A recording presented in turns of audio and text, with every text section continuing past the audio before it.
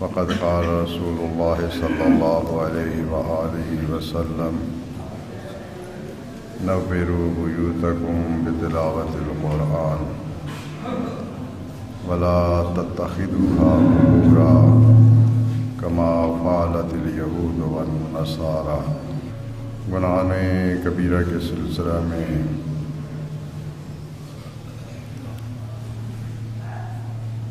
دو تین سال سے گفتگو جاری ہے۔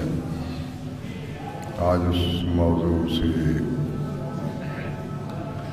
ہٹ کر ایک انتہائی اہم معاملہ کی طرف توجہ دلانا مقصود ہے، جو حدیث عنوان کلام قرار دی ہے۔ اس میں سرکار دو عالم صلوات اللہ علیہ وآلہ نے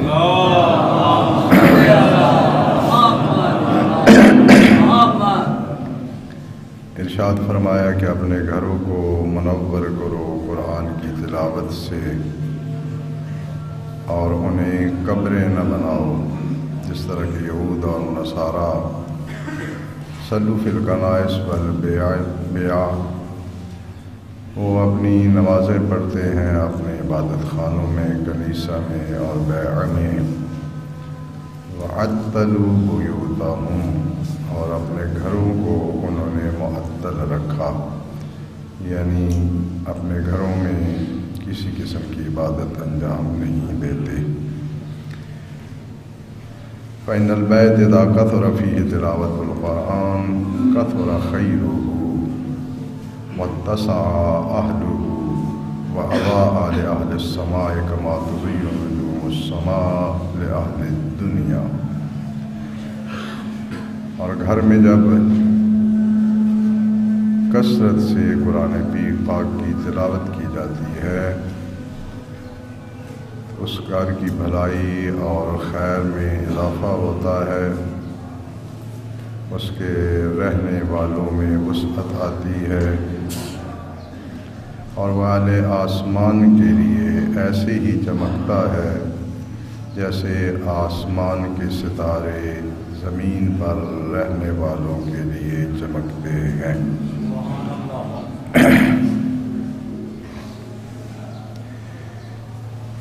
آج اپنی باتیں کرنے سے پہلے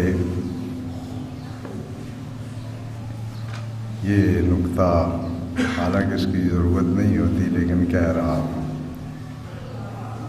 یہ خطبہ ختم ہونے کے بعد کوئی کہے کہ میرے خلاف آج بہت یلغار ہوئی ہے، اس کے خلاف ہوئی ہے، مجھے کسی کی یلغار سے کوئی لینا دینا نہیں ہے، مجھے مذہب کا پیغام پہنچانا ہوتا ہے۔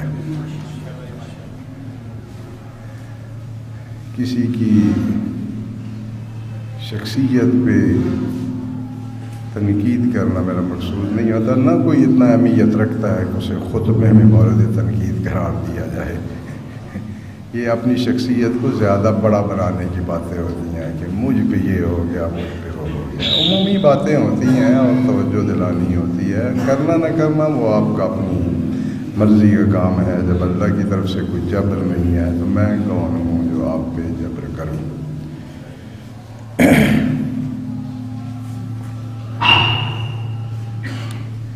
عبادات کے سلسلہ میں ظاہر ہے کہ مساجد اور جو مقامات عبادت کے لیے مخصوص کیے جاتے ہیں، ہر شخص کی یہ خواہش ہوتی ہے کہ اپنی تمام عبادات کو انہی مقامات پر انجام دے،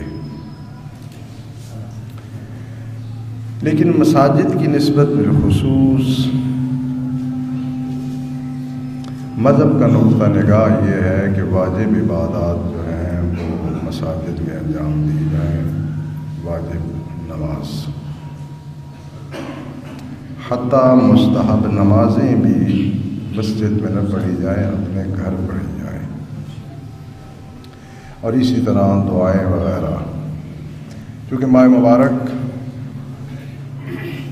آنے والا ہے اور اس میں یہ روٹین ہے ہر مسجد کی، یہاں کی بھی ہے کہ ایک بندہ ہر نماز کے بعد وہ دعا پڑھتا ہے باقی یا گپے لگا رہے ہوتے ہیں یا اپنی جگہ کو ٹھیک کر رہے ہوتے ہیں یا کوئی کسی اور کام میں مشغول ہوتے ہیں۔ یہ جتنی دعائیں ہیں، شعبان کی ہوں، رجب مبارک کی ہوں، ماہ مبارک کی ہوں، اور ان دعاؤں میں کہا گیا ہے کہ ہر نماز کے بعد پڑھی جائے، یہ اس وقت پہ پڑھی جائے، صبح کو پڑھی جائے، شام کو پڑھی جائے، یہ ہر شخص نے خود پڑھنی ہوتی ہے۔ ایک کے پڑھنے سے دوسروں کا استحباب اور دوسروں کا کام پورا نہیں ہوتا، وہ دعا کے الفاظ خود کہنے ہوتے ہیں۔ یہ ہمارے ہاں جو مساجد میں رسم و رواج بن گیا ہے، اور ظاہر ہے کہ جب یہ سال باتیں چلتی رہتی ہیں تو پھر سمجھا جاتا ہے کہ مذہب کا حکم ہی یہی ہے، پھر اس کی کوئی اگر تصحیح کرنا چاہے تو اس کے لیے ممکن ہی نہیں رہتا۔ حوالے دیے جاتے ہیں کہ بھائی 70 سال سے مسجد ہے، یہ ہو رہا ہے، اب یہ نیا دین آ گیا ہے کہ اب یہ نہیں ہونے دیا جا رہا۔ تو اس لیے ان چیزوں کی طرف توجہ پیدا فرمائیں۔ وہ جو ماہ مبارک میں ہر فریضہ کی نماز دعا پڑھنے کی تاکید کی ہے، ہر شخص خود پڑھے۔ زندگی کے اتنے بکھیڑے جو ہیں وہ آخر عمر میں بھی انسان یاد رکھتا ہے کہ فلاں بھائی نے یہ کیا تھا، جب میری شادی ہونے لگی تھی فلاں ناراض ہو گیا تھا، میں نے اس پہ اتنے خرچ کیے تھے، اس نے میرے لیے کبھی خرچ نہیں ہے۔ یہ سارا حساب کتاب آپ کے ذہن میں رہتا ہے۔ 5-7 ستروں کی دعا جو ہے وہ یاد کرنے کے لیے ہم تیار نہیں ہیں۔ اچھا، یاد کرنے کی ضرورت نہیں ہے، چھوٹے چھوٹے کتابیں ملتے ہیں، وہ اپنی جیب میں رکھیں، جب ضرورت ہے دیکھ کے پڑھ لیں۔ اور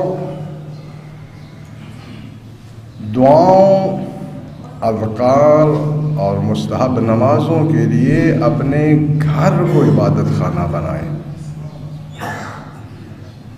میں ابھی یہ حدیث پیش کر رہا ہوں جو سرکار دو عالم نے خود تاکید فرمائی ہے کہ اپنے گھر میں کثرت استغفار، اذکار الہی اور مستحبی نمازوں کو پڑھا جائے۔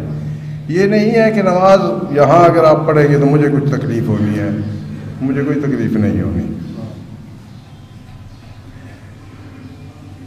کیونکہ یہاں کوئی اگر نہیں بھی پڑھے گا تو ماشاءاللہ یہاں تو اتنے کام ہوتے ہیں، بجلی کا بل وہی رہنا ہے، ایک زیادہ یہی کمی ہو سکتی ہے نا، لیکن یہاں اتنے کام ہوتے ہیں کہ بجلی کا ماہانہ بل میں کوئی فرق نہیں آئے گا۔ لیکن اثرات کے اعتبار سے میرے اور آپ کی زندگی میں فرق آتا ہے، ہمیں ان کی اثرات سے مستفید ہونا ہے، اس کو مد نظر رکھنا ہے۔ میرے کہنے سے اور آپ کے کہنے سے کچھ ہونے والا نہیں ہے، نہ کچھ حقیقتوں میں تبدیلی آتی ہے۔ جو حقیقت ہے جیسے ہے اس نے ایسے ہی رہنا ہے، میں اسے قبول کروں یا نہ کروں۔ تو سب سے پہلے تاکید یہ ہے کہ قرآن کریم کی تلاوت کے لیے اپنے گھر میں ضرور اہتمام کریں۔ مساجد رحمت الہی کی نزول کی جگہ ہے، یہاں ہم کوئی ایسا کام کرتے ہیں جو موجب رحمت ہو یا نہیں کرتے، یہاں رحمتوں کا نزول ہونا ہے، اللہ کا گھر ہے۔ ہمیں اپنے گھر میں اللہ کی رحمتوں کا نزول چاہیے،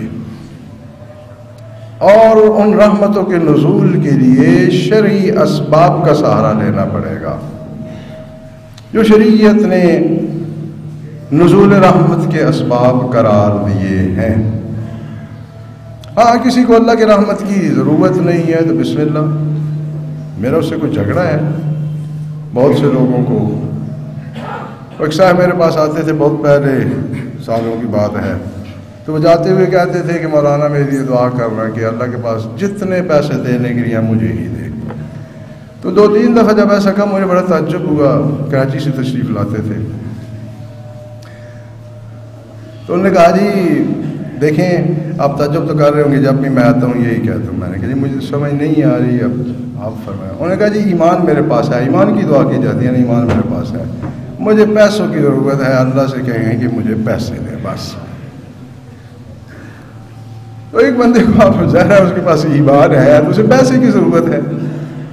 تو ہو سکتا ہے ہمارے معاشرے میں بھی کئی لوگ یہ سمجھتے ہیں کہ ہماری جیب میں تو جنت کی ٹکٹ ہے، لہٰذا ہمیں جنت کی کوشش کرنے کی ضرورت ہی نہیں ہے. تو ان کو ہم جنت کا راستہ کیسے بتائیں گے؟ ان کے جیب میں پہلے ہی ٹکٹ ہے. تو ہو سکتا ہے کئی لوگوں کے پاس جو ہے وہ رحمت پہلے سے وافر مقدار میں پائی جاتی ہو، سپلائی کرنا چاہے تو کر سکتے ہیں. تو ان سے تو میرا جھگڑا ہی نہیں ہے، میں ان کو کہہ رہا ہوں جنہیں اللہ کی رحمت کی ضرورت ہے ان کے لیے یہ ضروری ہے کہ وہ خود بھی اور اہل خانہ کو بھی تلاوت کلام پاک کی عادت ڈالیں، تاکہ تلاوت کلام پاک سے اس گھر میں خیر و برکت جو ہے وہ وافر مقدار میں دستیاب ہو. اور بالکل اسی مضمون کی حدیث مبارک حضرت امام صادق علیہ السلام سے کہ ان البیت اذا کان فیہ المرء المسلم، جب کسی گھر میں ایک مسلمان شخص ہوتا ہے، یتلو القرآن یتراءاہ اہل السماء، اور وہ قرآن کی تلاوت کرتا ہے تو اہل آسمان اسے دیکھتے ہیں. کما یتراء اہل الدنیا الکوکب الدری فی السماء، جس طرح کہ اہل زمین ایک چمکتے ہوئے ستارے کو آسمان میں دیکھتے ہیں، تردد کر کے دیکھتے ہیں، اسی طرح اہل آسمان اس گھر کو دیکھتے ہیں جس میں ایک مسلمان شخص قرآن کی تلاوت کرتا ہے.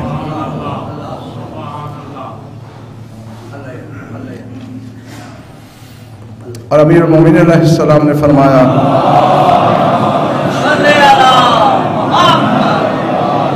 قال امیر المومنین علیہ السلام البیت الذی یقرأ فیہ القرآن ویذکر اللہ عز وجل فیہ. دو چیزیں، جس گھر میں قرآن پڑھا جاتا ہے اور اللہ کا ذکر کیا جاتا ہے، ذکر الہی جس گھر میں ہوتا ہے، تکثر برکتہ، اس گھر کی برکت زیادہ ہو جاتی ہے. وتحضرہ الملائکہ، اور اس گھر میں ملائکہ حاضر ہوتے ہیں. وتہجرہ الشیاطین، اور اس گھر کو شیطان چھوڑ کے بھاگ جاتے ہیں. جب اب وہ گھر ان کے رہنے کی جگہ نہیں رہا. وَيُزِيُّ لِأَهْلِ السَّمَاءِ كَمَا تُزِيُّ الْكَوْكَبُ لِأَهْلِ الْأَرْضِ، اور اہل آسمان کے لیے ایسے ہی وہ چمکتا ہے جیسے اہل زمین کے لیے ستارے چمکتے ہیں. وَإِنَّ الْبَيْتَ الَّذِي لَا يُقْرَأُ فِيهِ الْقُرْآنُ، اور وہ گھر جس میں قرآن کی تلاوت نہیں کی جاتی. وَلَا يُذْكَرُ اللَّهُ عَزَّ وَجَلَّ فِيهِ، اور اس میں اللہ کا ذکر نہیں ہوتا. تقل برکتہ، اس کی برکت کم ہو جاتی ہے. وَتَحْجُرُهُ الْمَلَائِکَةُ، اور وہ جو ملائکہ وہاں آئے ہوئے ہوتے ہیں وہ بھی ہجرت کر کے چلے جاتے ہیں. وَتَحْضُرُهُ الشَّيَاطِينُ، جب ملائکہ جاتے ہیں تو جگہ خالی ہوئی، ان کی جگہ پہ شیاطین وہاں تشریف فرما ہو جاتے ہیں. امیر المومنین علیہ السلام سے یہ حدیث مبارک کو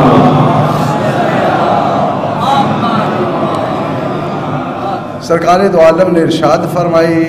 امیر المومنین علیہ السلام نے اسے روایت کیا ہے. سمعت رسول اللہ صلی اللہ علیہ وآلہ وسلم یقول، میں نے سرکار دو عالم کو یہ فرماتے ہوئے سنا، لا تتخذوا قبری مسجدا، میری قبر کو مسجد نہ بنانا. ولا بیوتکم قبورا، اور اپنے گھروں کو قبریں نہ بنانا. وصلوا علی حیثما کنتم، اور مجھ پر درود و سلام بھیجنا جہاں پر بھی تم پائے جاؤ.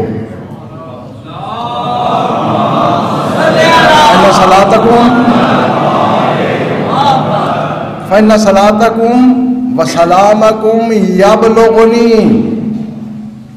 آپ کا درود و سلام جہاں سے بھی آپ بھیجتے ہیں وہ مجھے پہنچتا ہے. ملائکہ میں ایک گروہ کی صرف ڈیوٹی اور ذمہ داری یہ ہے کہ جو بھی حضرت پہ درود و سلام بھیجے وہ لے کر حضرت کی خدمت میں پیش ہو اور بھیجنے والے کے نام کے ساتھ حضرت کی خدمت میں پیش کرتا ہے کہ مولا فلاں شخص نے آپ کے لیے یہ درود و سلام بھیجا ہے. تو جہاں پر بھی آپ ہیں یہ کام کر سکتے ہیں. اور سرکار دو عالم نے فرمایا من لازم الاستغفار جعلہ اللہ لہ من کل ہم فرجا، جو شخص بھی استغفار کو اپنی لازم قرار دیتا ہے حق تعالیٰ اسے ہر مشکل سے گشائش عطا فرما دیتا ہے. ومن کل ضیق مخرجا، اور ہر تنگی سے اس کے لیے راستہ کھول دیتا ہے. ورزقہ من حیث لا یحتسب، اور اسے رزق دیتا ہے اتنا زیادہ کہ کوئی اسے شمار نہیں کر سکتا. یہ استغفار گناہان کے سلسلے میں جب 5-6 سال پہلے میں نے خطبات عرض کیے تھے تو استغفار پہ تفصیلی گفتگو ہوئی تھی. یہ استغفار ایک ایسا ذکر ہے جو انسان کی ہر بیماری، ہر مشکل کے لیے ایک مؤثر دوا اور ذریعہ اور وسیلہ ہے. کوئی بھی بے اولادی میں مبتلا ہے، کثرت استغفار. رزق کی تنگی ہے، کثرت استغفار. بیماری میں مبتلا ہے، شفا چاہتا ہے، کثرت استغفار. کسی خاندان میں اختلافات ہیں، لڑائی جھگڑا ہے، اس کا علاج بھی ہے کثرت استغفار.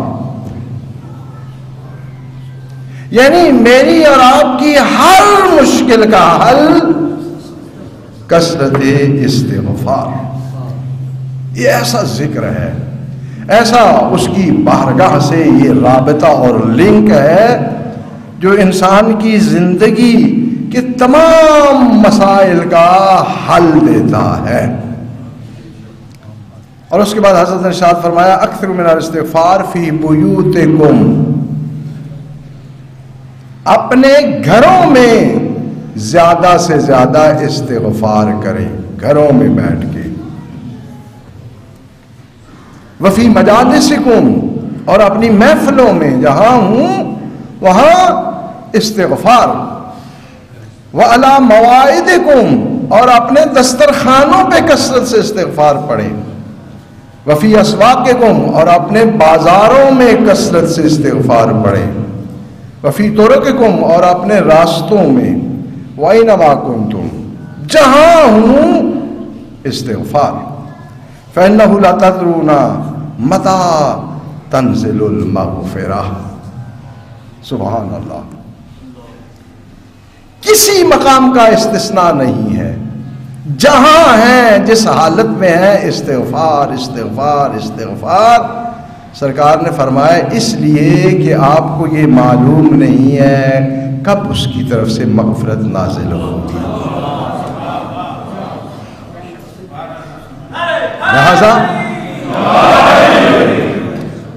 لہذا اس امید پہ آپ جب موقع ملے، جہاں موقع ملے استغفار.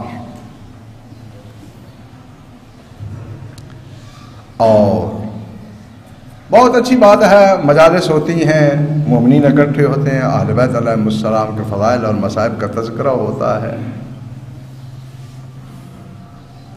لیکن اہل بیت علیہم السلام نے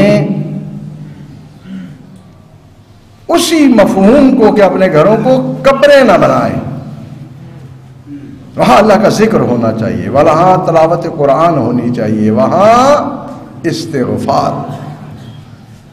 فرمایا امام محمد باقر علیہ السلام نے،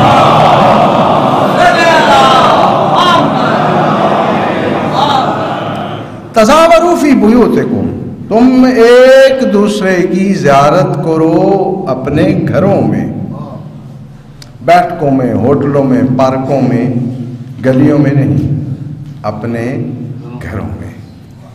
اور جب ایک دوسرے سے ملاقات کریں اپنے گھروں میں تو ہمارے امر کا احیاء کریں، ہمارے امر کو زندہ کریں، یعنی ہمارے فضائل کا تذکرہ ہو، ہمارے فرامین کا تذکرہ ہو، ہمارا پیغام ایک دوسرے کو پہنچائیں گھروں میں جب ایک دوسرے سے ملتے ہیں۔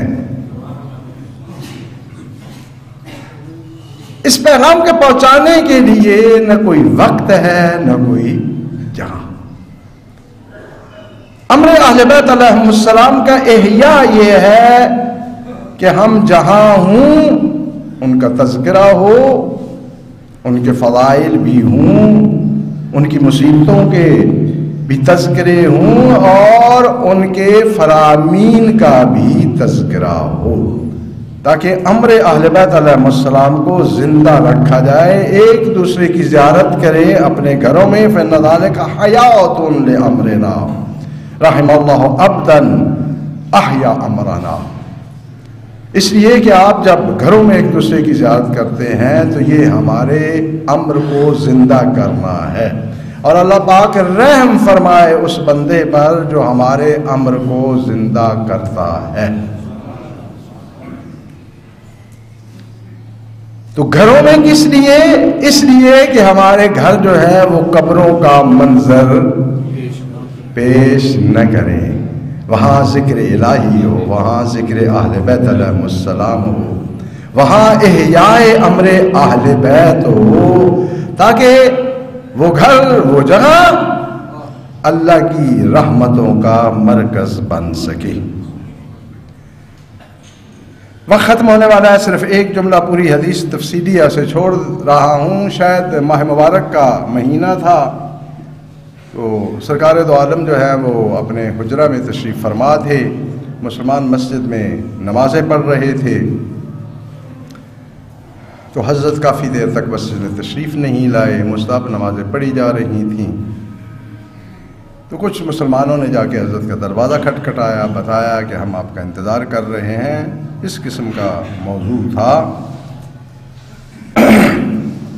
تو حضرت جب باہر تشریف لائے تو تھوڑا سا ناراضگی کا اظہار فرمایا، کیونکہ وہ مستحب نمازیں مسجد میں پڑھ رہے تھے۔ فرمایا یہ آپ کے کیا کام ہیں جو آپ نے شروع کر دیے ہیں؟ ما زال بکم ثنیتکم، یہ کیا ہے جس میں آپ مصروف ہیں؟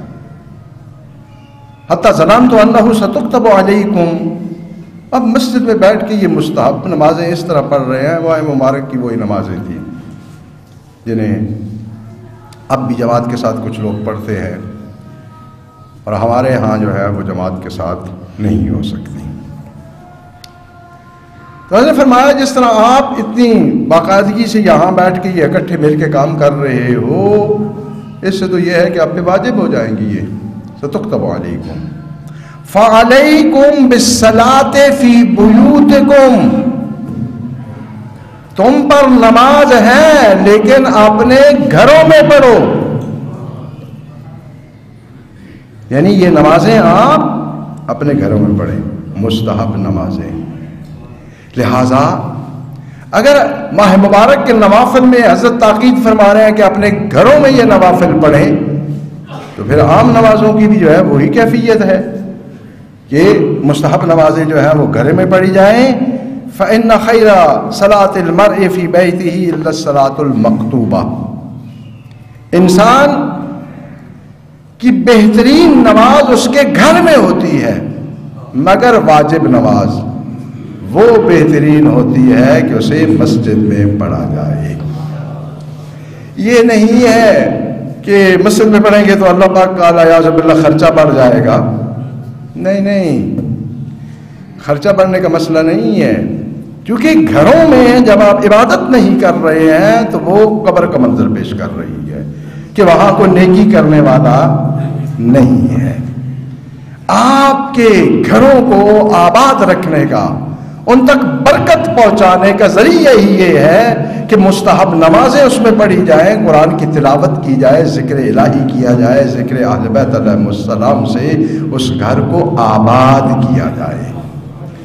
لہذا مہربانی فرما کے صرف ایک بندے کے دعا پڑھنے پہ اکتفا نہ فرمائیں۔ یہ ایسا ہی ہے، مثلا قرآن کی تلاوت کرنی چاہیے، آپ اس مسجد میں سپیکر میں ایک بندہ تلاوت شروع کر دیتا ہے، باقی سارے بیٹھے رہے تو تلاوت کر رہے ہیں، یہ سامع تلاوت ہے، یعنی تلاوت سن رہے ہیں، وہ بھی اگر توجہ سے سن رہے ہوں تو، ورنہ اگر اپنے کام میں مست ہیں تو وہ سامع بھی شمار نہیں ہوتے۔ جتنی بھی دعائیں پڑھنا مستحب ہیں زحمت فرمائیں۔ اب کئی لوگوں کے پاس بہانہ ہوگا کہ ہم تو عربی پڑھ ہی نہیں سکتے، تو شرم کی بات ہے کہ انسان 50 60 سال 70 سال تک پہنچ جائے، انگلش اچھی پڑھ سکتا ہو اور پنجابی بغیر کے پڑھے کی بھی لکھ سکتا ہو، کیونکہ پنجابی ہم پڑھتے تو نہیں ہیں لیکن لکھ لیتے ہیں، اور قرآن کی زبان کو جو ہے وہ پڑھ بھی نہ سکتا ہو۔ مجھے یاد ہے شاید آج سے 10 12 سال پہلے ایک دفعہ یہی کہا تھا کہ بھئی ایک لفظ کر کے بھی آپ قرآن کریم پڑھ سکتے ہیں، بہانہ چھوڑ دو میں نے نہیں پڑھا اس وقت غلطی کی، آپ پڑھ سکتے ہو، اب کون سا مسئلہ ہے، کسی نے آپ کو روکا ہوا ہے؟ اور ماشاءاللہ کچھ نمازیوں میں سے اس وقت وہ 50 سال کے لگ بھگ تھے، باقاعدہ انہوں نے کوشش کی اور ایک دو نے تو اپنی بیگمات سے قرآن پڑھ لیا۔ جنون ہے نا، انسان کوشش کرتا ہے تو کامیاب ہو سکتا ہے، صرف بہانوں کے پیچھے نہ رہیں۔ اگر ایک لفظ بھی انسان ہر روز سیکھتا رہے تو چند دنوں میں انسان جو ہے وہ قرآن کریم کی تلاوت کرنے کی استطاعت پیدا کر سکتا ہے۔ ہمت کریں، کوئی آپ کو جبر کرنے والا نہیں ہے، کوشش اور شوق سے یہ اپنی کمی پورا۔ ہاں جو قرآن کریم پڑھنے کی جیسے آ جائے طریقہ تو پھر وہ عربی کی ہر عبارت جو ہے وہ پڑھ سکتا ہے اور صحیح تلفظ کے ساتھ پڑھ سکتا ہے۔ بارگاہ رب العزت میں مسر